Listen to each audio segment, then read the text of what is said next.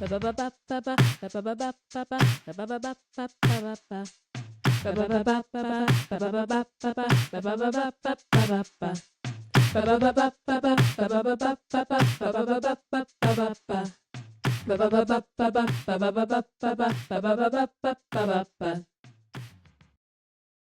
welcome to Up Your Nerd Cred. Did you used to know everything that was happening in the Marvel and DC universes? Did finding out that some superheroes are from Marvel and some are from DC blow your mind?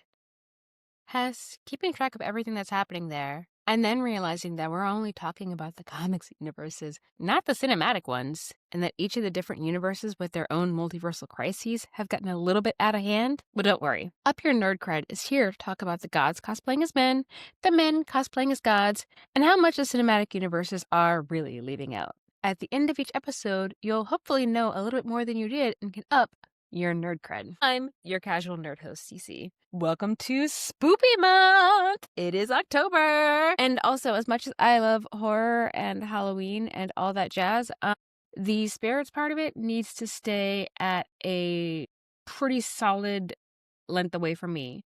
A goodly amount of time and space and stuff away from me, okay? I don't even want to let a Ouija board come into my house, okay? Even for play. Because what I am not trying to do is risk inviting somebody or something into my house that I can't get to leave, okay?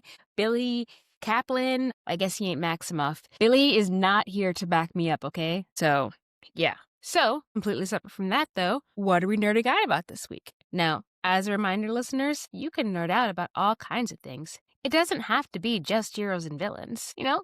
Your favorite TV show has layers. It's a violation of the Hatch Act for government services and websites to be partisan. The Cardi B and Nicki Minaj beef got to the point where kids got drawn into it, and the Civ 7 fandom is still having the whole fight of like ages versus like the build a civilization to stand the test of time. Those fights are still going. Side note, I'm team civilization to stand the test of time. I do not like the ages changeover. I've been playing Civilization since it came out on Civ 1 on multiple 3.5-inch floppy disks. Anyway, completely separate of that though. What am I nerding out about that though? The whole world is a dumpster fire. And the rants that I could go on about the aggressive hypocrisy and corruption that's happening at our highest levels of government are long, involved, and have been dumped multiple times onto everyone around me anyway.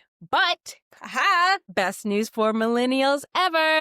Reading Rainbow is coming back! Michael the Librarian, or Mr. Threets if you're nasty, we bring back the best show, and I cannot wait.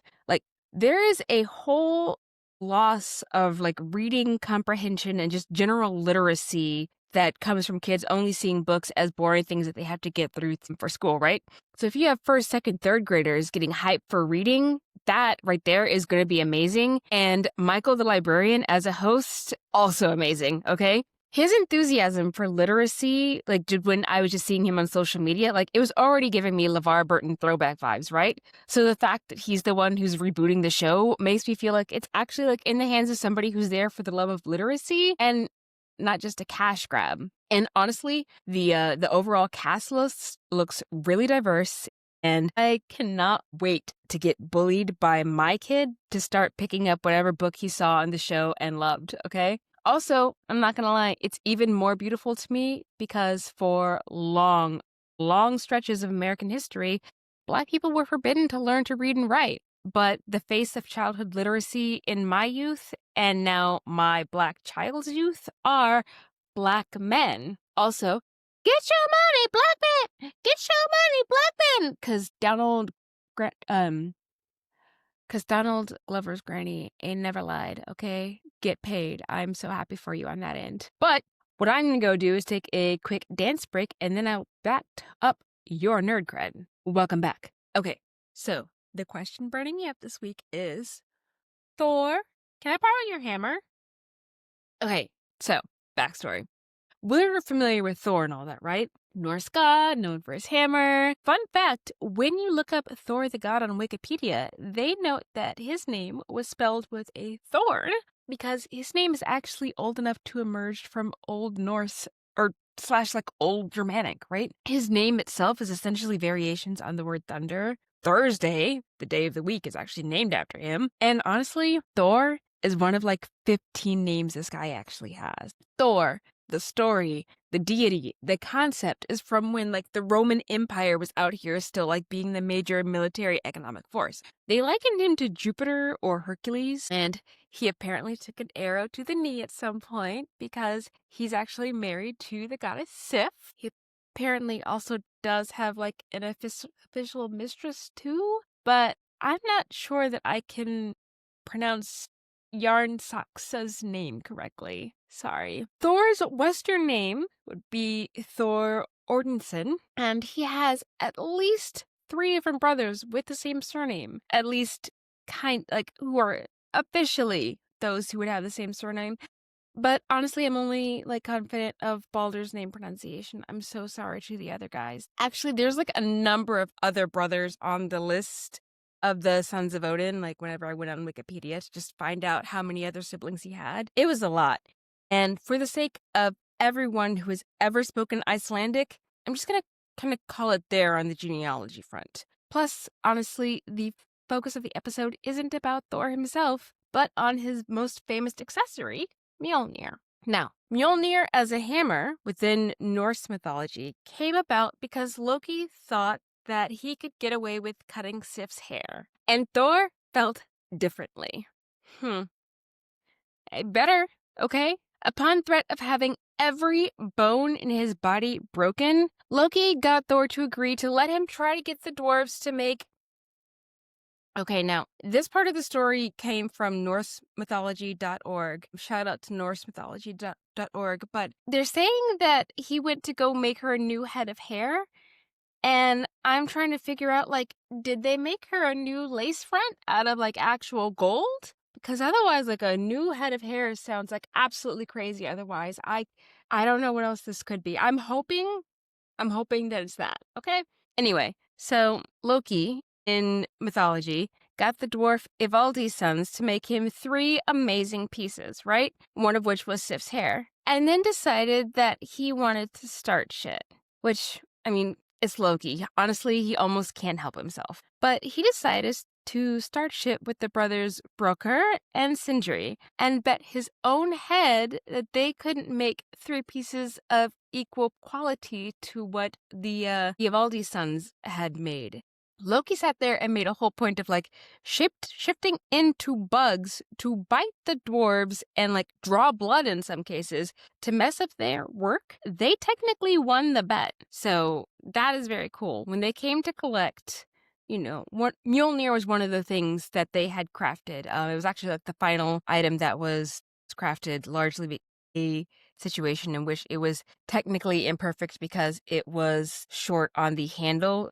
It would return to the wielder as thrown, but it was short on the handle, in part because Loki decided that he wanted to do an eye bite, and it was, you know, there was a blood situation going on. I don't really want to get too deeply into it, but ultimately, despite the fact that Loki thought that he was going to go ahead and win by messing things up, he did not. Ha ha! Now, when they came to collect, because Loki is the rules lawyer of rules lawyers, he did actually remind them that they didn't actually have permission to get his neck, too. So instead, they settled for treating him like Wolverine Origins Wade Wilson and went ahead and just sewed his mouth shut. And honestly, sometimes that's all you can do with someone like that. Mjolnir's name, the name of the actual hammer, has had some interesting variations throughout the various locales that Thor's stories have passed through. So like the Proto-Norse/Russian had like a word that meant sort of lightning. Old Norse had something that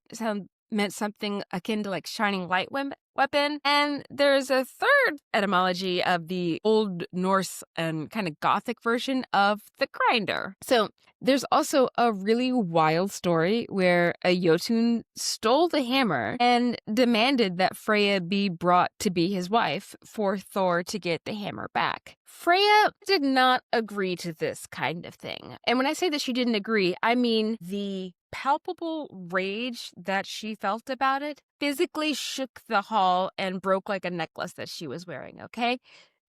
It was not a good idea. So rather than catch her hands, Thor and Loki worked out a plan where Thor would dress up as a bride.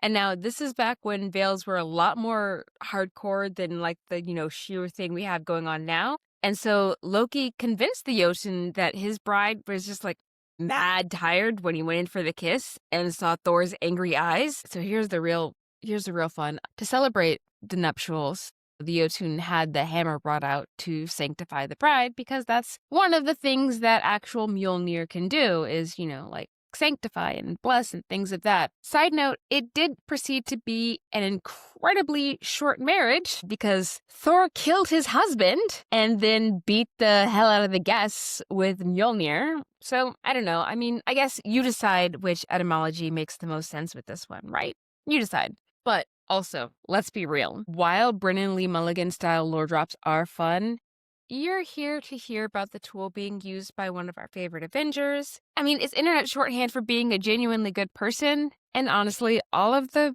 various people who've been able to wander off with it throughout Marvel's history. That's right, we're talking about Mew. All right, no, I can actually pronounce Mjolnir, but it was nicknamed Mew Mew in Thor in our first MCU excursion by Kat Dennings' character, who has BT Dubs gotten all the way up to full doctorate. So, let's make sure that we are putting some respect on that. But anyway, Mew Mew first appeared in the Marvelverse in Journey into Mystery number 83 in 1962. Now, this is where we're first actually introduced to Thor in the first place and his alter ego, Donald Blake. Well, actually, the issue starts with Dr. Blake, doing a few things and discovering a secret door, and it leads to him finding a walking stick, and he hits a boulder blocking his path, and the walking stick turns into Mjolnir, and Dr. Blake turns into Thor. There's a very involved things with aliens and him being on a trip to Norway, and there's also some confusion actually about whether Donald Blake or Thor was the real person, but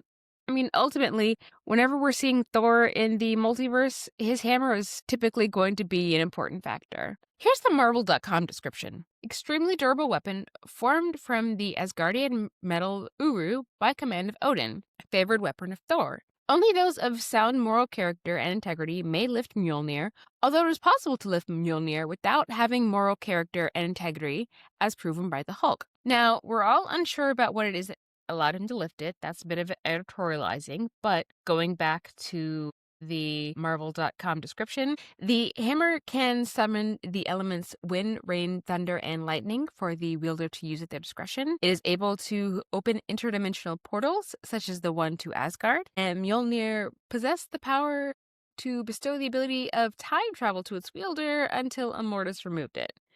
Okay, so Marvel.com has it very specifically fancy about what it is that Mjolnir can do. This is why Mjolnir is actually the one getting its own episode, okay?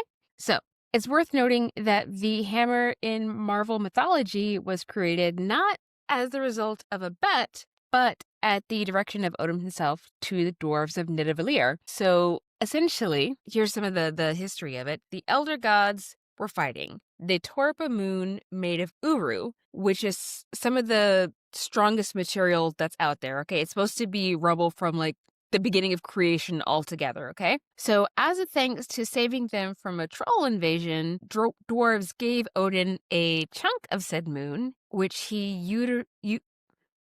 later used to trap the god Tempest. He later had the dwarves turn that chunk of power rock thing with the god Tempest trapped inside of it into Mjolnir. Not the whole chunk of it, just a solid amount of it into Mjolnir. Now, Uru in general is so unimaginably strong that the only way to get it to be any version of malleable is to get a furnace up to basically the heat of a full star, right? There's actually a conversation piece that's happened about whether or not the nova of the star that was forging Mjolnir might have actually impacted Midgard and could have actually been the reason that the dinosaurs got wiped out. But honestly, you know what? I'm not going to look a gift hammer in the mouth, right? Right. Now, I also want to make sure that we make note of the very specific enchantment that Odin placed upon the hammer. Whosoever wields this hammer, if he shall be worthy, shall possess the power of Thor. Now, this matters because even though Thor and his hammer go together like peas and carrots, being unworthy means that he is actually unable to wield it all together. And it is also meant, though, that those who are worthy are able to actually do some really cool things. We'll get to it. All right, so now, first things first, though. Thor has lost the worthiness to wield Mjolnir on more than one occasion, okay? So remember, we were first introduced to Thor in the Marvelverse in 1962. By 1964, we had our first instance where Thor's worthiness came into question.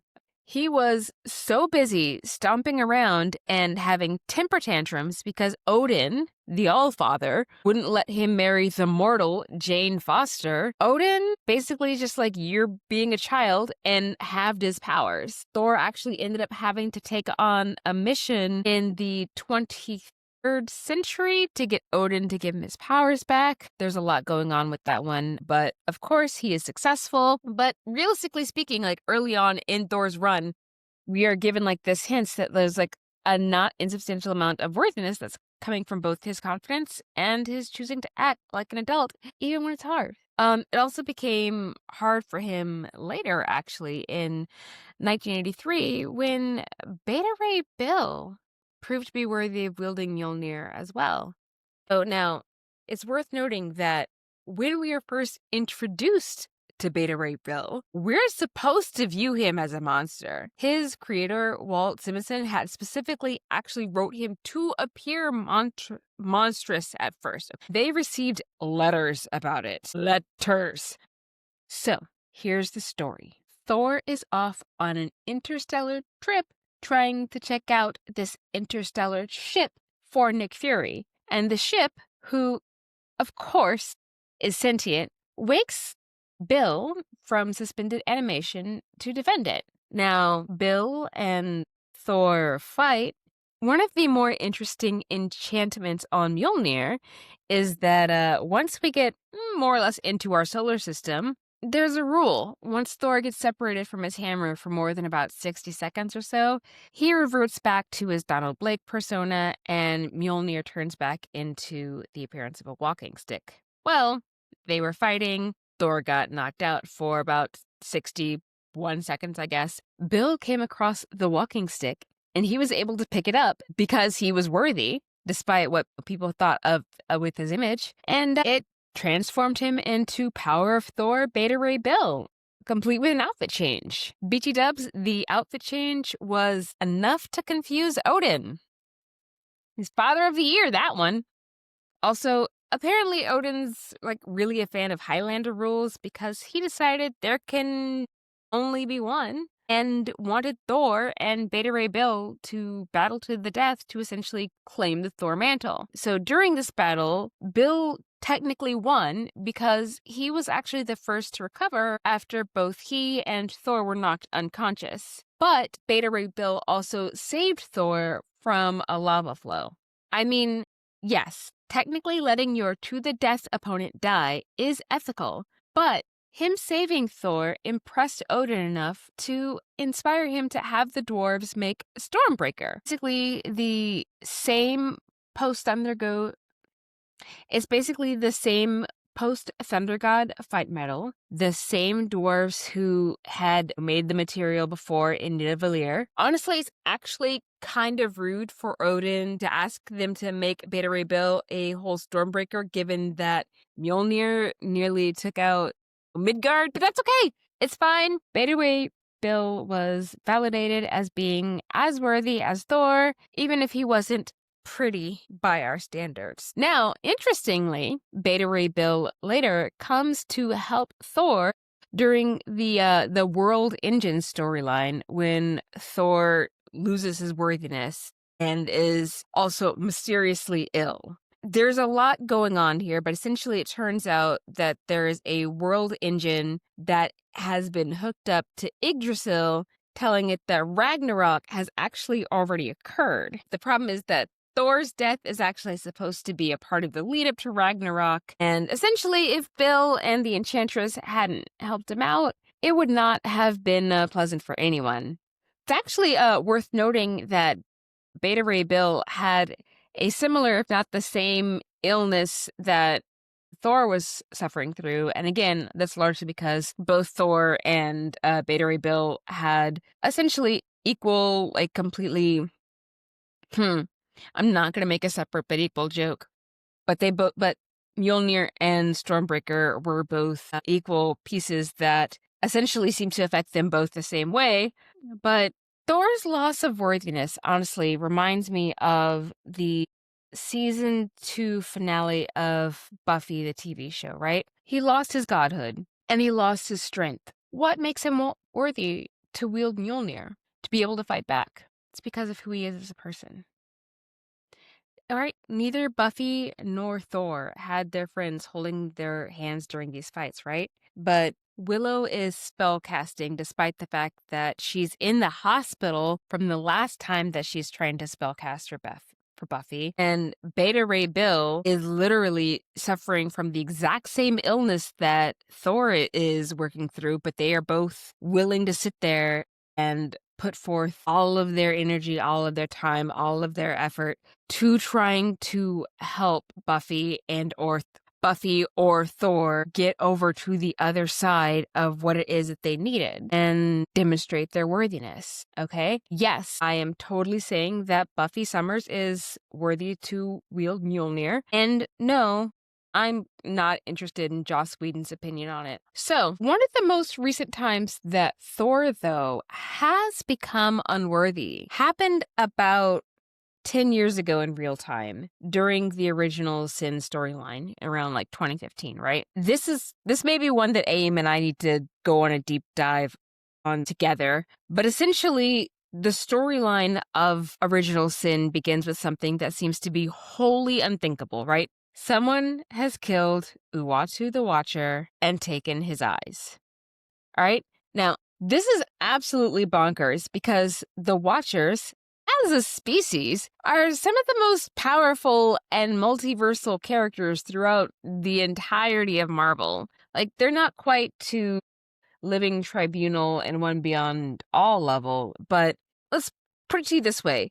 You know how the Q continuum in Star Trek is the oldest civilization in the universe, and the Q who fucks with Picard is really, really unusual amongst his kind? Uatu is similar. He's interfered way more than he's supposed to, which is never. Watchers aren't supposed to interfere ever. So, the original Sin's storyline, though, digs into the Watcher's origins and actually some of the amazing tech that, like, this first civilization has developed. And it also reads, in many ways, like an indictment of pacifists who criticize the people who do the dirty work. And again, this is the reason why I couldn't do criminal law.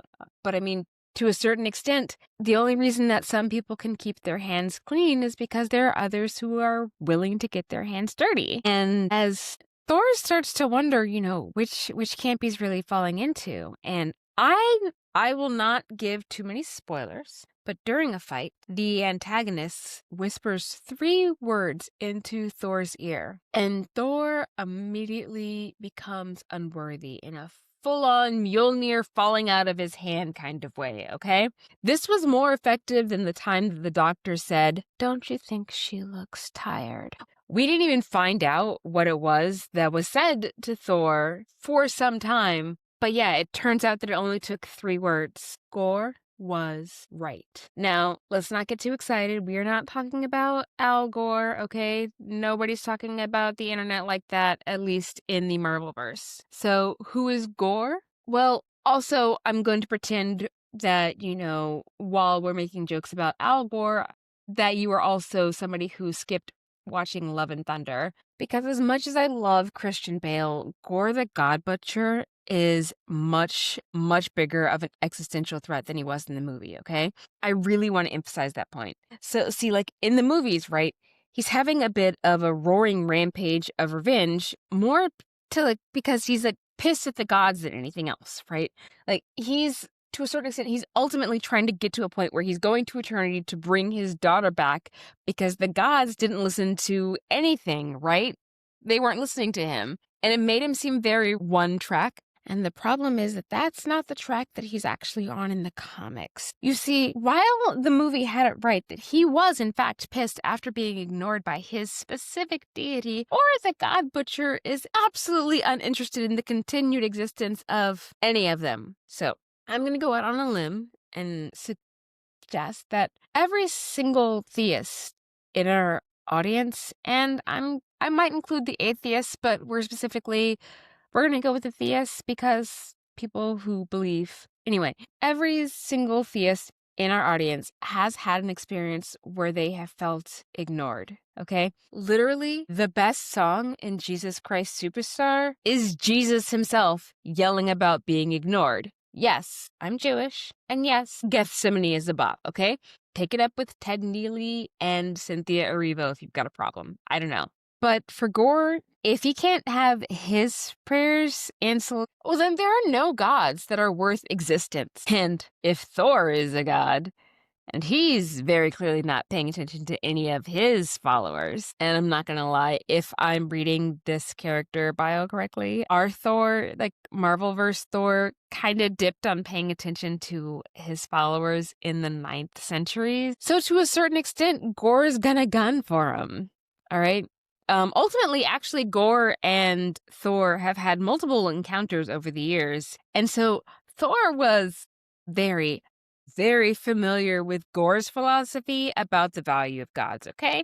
Keep that in mind. Now, the problem that we run into, essentially, is that the antagonist of Original Sin tanked Thor's confidence and capacity to even kind of can as a god, because the antagonist has seen a lot of the worst of the threats to the world. The antagonist has low-key tanked a number of threats before they were able to actually get to like the full kind of threat level that Earth's mightiest heroes might have to deal with. This antagonist has seen pretty much everything.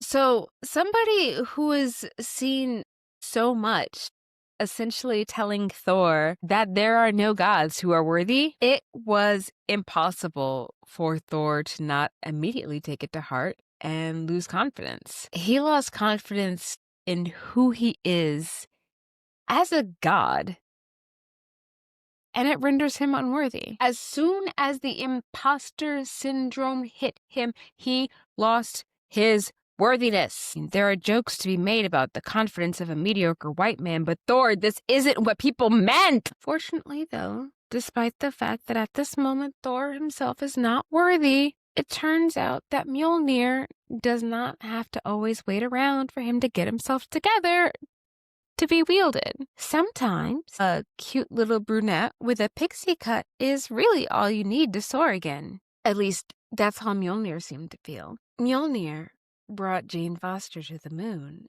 and transformed her into who some refer to as Lady Thor. Side note, there's a remarkable number of stories in the Marvelverse featuring Jane Foster and Sif switching places or visages. And I think that this is probably a shout out to how Sif got bumped from wife in the Norse stories to friend in the Marvelverse. But Marvelverse Jane Foster won Marvelverse Thor's heart, which is why she's the one who gets the upgrade. Actually, upgrade might be stretching it though, because the problem is that whenever she's transformed into Thor, she is in perfect health, okay? Actually, she's got like long flowing blonde hair and is something of an Aryan wonder, honestly, at that point. But the problem is that once she burns through her human capacity to can as Thor, well, the cancer that's the reason for the pixie cut I mentioned tears right on back through her body. And you know what? Honestly, though, if you had to any real question at all about whether or not Jane Foster was worthy, in order to have an opportunity to take out Mangog, who is basically the manifestation of the hatred of a billion souls, right? All in one. Now, generally, like, they focus their attention on being mad at Odin because Odin was the one who, the 9 realms was very interesting before Odin decided that he wanted to be a conqueror. We should probably have a whole conversation about that because Odin is not popular for a reason. Not important, at least to Mjolnir, I should clarify. But towards the end of the Lady Thor storyline, in order to save Asgard, Lady Thor threw Mjolnir into the sun. Now, remember, Jane Foster is dying of cancer, and the cancer comes back to kick her ass extra hard every time she turns back to Jane Foster from Lady Thor. The chemotherapy that she's undergoing to fight the cancer that she actually has gets wiped out of her system whenever she swaps form because chemo is low-key a poison, so it can't really do anything anymore. Now, Thor is going by the name Odinson at the time, but he is absolutely horrified at her throwing Mjolnir into the sun because, this is going to kill her. But she's out here being a warrior so hard that she's sent to Valhalla. Okay? She actually does, though, hesitate at the gate, and Thor does some jiggery pokery stuff to bring her back. But I just want to make sure that we're all on the same page, okay? This lady being worthy of Mjolnir shouldn't be questioned by anyone, all right? Anyone. Whew. All right, that's so much.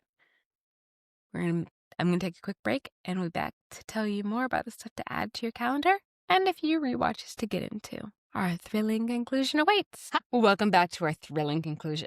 So, it's worth noting, multiple people have been able to lift Thor's hammer. Not just the folks that we talked about. We also have the time that, for example, Superman and Wonder Woman were able to pick up his hammer during the crossover episodes. And Red Hulk was able to do it basically because he just did not care and was able to more or less just have some overpowering some of the enchantments kind of thing. And Dr. Doom was able to pick it up, but that's because he was able to work with whenever we had some of the lower counts of magic tied up to it. So, lots of people have been able to wield the hammer, but ultimately it's Thor's baby, and we're all going to associate with him pretty much ad infinitum. Unless there's some really, really big storylines that come along, I think that Mjolnir is going to be Thor's baby. So, as we are wrapping up for this episode,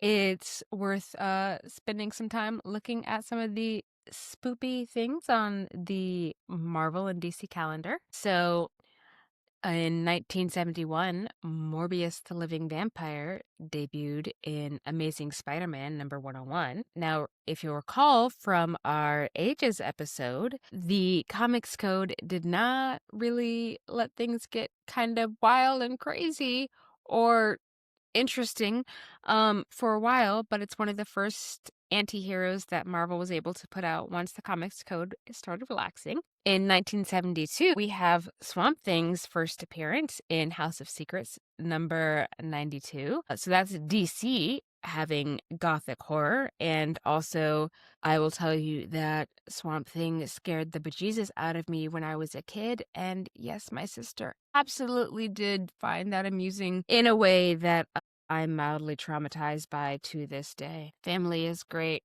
XOXO. So, continuing on, in 1980, Uncanny X-Men number 137 is when we have a climax for the Dark Phoenix saga. And in 1992, we actually have the Rise of the Midnight Suns crossover, and that's hanging out in Ghost Rider number 28 through 31 in October 92. Ooh, it's been a minute, but honestly, there are some pretty fun and exciting entries into the horror part of things. Do we have any premieres or rewatches that we want to do this week? Well, let me tell you. Here's what I plan on getting comfortable with. All right, I'm going to be actually sitting there getting comfortable with Blade. And when I say Blade, I mean not me crying over how much I want Mahershala Ali's Blade to come out, but I'm actually going to sit here and watch the Wesley Snipes Blade trilogy. And we're not going to talk about the part where Ryan Reynolds is technically in the MCU-ish because of the fact that he was in the final episode of the Blade trilogy, because let's be honest, the second and third movies weren't really that good to begin with anyway. Also, if you want to watch Doctor Strange in the Multiverse of Madness, to make sure that you're staying within the, MCU, but not necessarily leaving out the horror, Sam Raimi's got some pretty solid touches going on there. So, there's a few options for you to check out. But, listeners, we have in fact come to the end of our podcast. I know, you're devastated. How could it be over so soon? Well, don't worry. Our next episode will be out next week. And of course, if that one's not fast enough, you're welcome to listen to this one again or any of the ones in our back catalog. So I will say that nerd cred takes time to build, but honestly, so do really good jack-o'-lanterns. And the fact that Megan Thee Stallion was having a jack-o'-lantern carving situation going on while Cardi and Nikki were spinning out, honestly, she dropped his. She said, "I'm unbothered now." And it turns out that she might actually be. So, completely separate from rap beefs, though, we have an Instagram. It's Up Your Nerd Cred Pod. We are on Apple and Spotify and YouTube. We're working on expanding our reach. You can find me across platforms at Kara C. Davis. You can find our co-host who is there, whenever Wanda gives them back, at AMD as Art. If you have a burning question that you want us to tackle so that you can up your nerd cred, make sure you like, subscribe, leave comments, and Mjolnir, if you send us a question and we pick it, we will shout you out. So please make sure to get your friends to like and subscribe to the pod, and your family members and any of your coworkers that you trust not to be weird about listening to the same podcast as you. And this is the part where AM always says, "Good night, everybody."